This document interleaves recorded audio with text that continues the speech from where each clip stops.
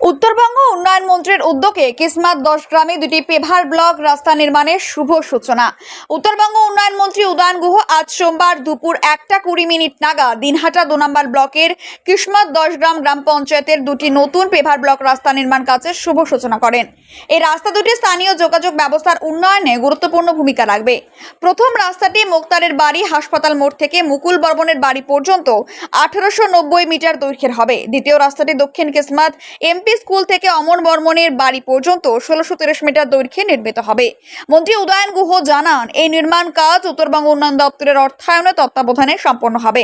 তিনি বলেন, এই রাস্তার দুটি স্থানীয় বাসিন্দাদের যাতায়াতে সহজ করবে এবং অর্থনৈতিক কর্মকাণ্ডে গতি সঞ্চার করবে।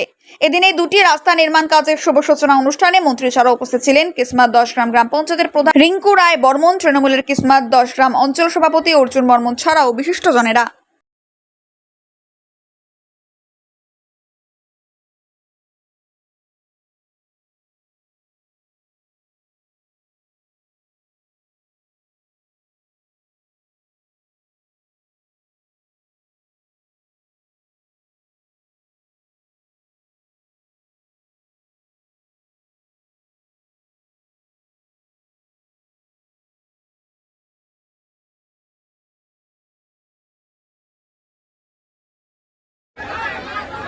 আমাদের মাননীয় মুখ্যমন্ত্রী অনুপ্রেরণায় যে কিসমাত 10 গ্রামের দুটো রাস্তা শুভ সূচনা করলেন মাননীয় মন্ত্রী উদয়ন গুহ মহাশয়, তাদের দুইজনকেই জানাই কিসমাত 10 গ্রাম অঞ্চল থেকে অনেক অনেক শুভেচ্ছা এবং ধন্যবাদ। আমাদের যে কিসমাত 10 গ্রামে আজকে যে রাস্তাটা শুভ সূচনা করেন, এই রাস্তা বেহাল অবস্থা।